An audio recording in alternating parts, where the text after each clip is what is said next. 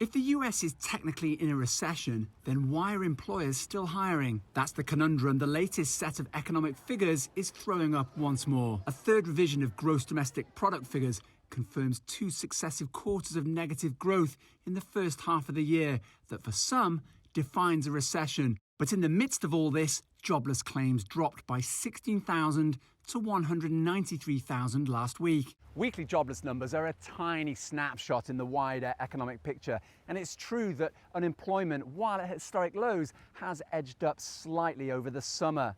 And yet those jobless numbers were compiled during a week when the central bank, the Federal Reserve, imposed yet another steep hike on its benchmark interest rate. The Fed is deliberately trying to raise unemployment slightly by making the cost of running a business, including hiring people, more expensive.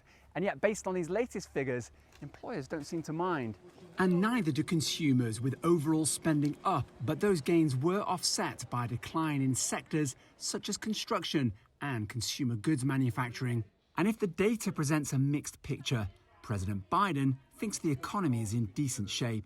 The United States of America is in a stronger position than any other country to navigate these global challenges, period. Jobs are up, incomes are up, people are back to work, and American manufacturing is roaring back. While policymakers argue over whether the US economy is contracting, the Fed now appears to think a recession may be necessary to bring down stubbornly high inflation. Owen, Fairclough, CGTN, Washington.